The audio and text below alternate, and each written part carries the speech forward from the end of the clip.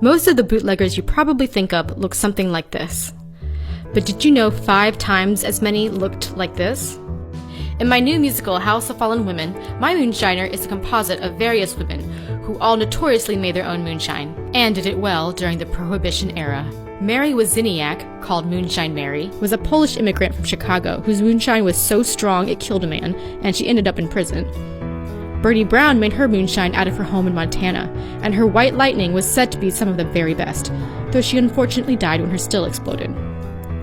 Then there's Gertrude Cleo Lithgow. She was independent and never married, but that didn't keep men from all over the world from sending her letters and pursuing her.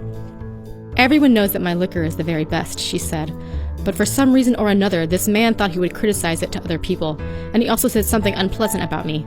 Well, I found him in a barber shop with his face lathered, and I just walked right in and told him I wanted to talk to him.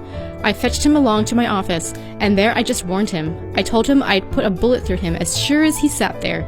He went away mighty quick. But what exactly makes these women fallen? To understand that, we have to look into the Victorian culture that Prohibition came out of, which still persists today, by the way. Saloons and the drinking, not to mention making, of alcohol were strictly male activities. In fact, the only women allowed in saloons were entertainers and prostitutes. Women were relegated to the domestic sphere, whether it was their home or working in someone else's as a cook, maid, governess, or something similar. Women were also expected to hold up the morals of society, cleansing the world by being mothers to upstanding citizens. The public and private spheres were inherently gendered for only men or only women, respectively, and it became culturally taboo for these spheres to cross. In order to adhere to this expectation, women did not have public lives outside of the home in the way that their husbands did, and a good woman certainly would never have consumed alcohol in public. The assumption was, if a woman was having a life outside of the home, she was interacting with men, and therefore at risk for having sexual relations with men. So a woman's perceived fallenness was directly correlated to the amount of time she spent interacting with men outside of her home and family. Because men had opportunities to have affairs by working outside of the home, the fear was that women who regularly interacted with men would have those same opportunities, and might exercise their free will and act on them.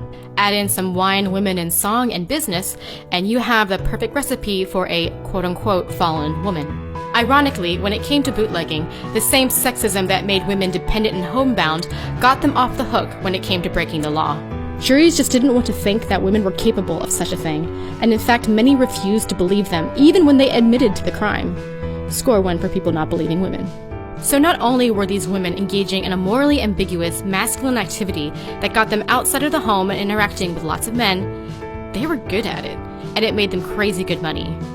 Are women really capable of such a thing?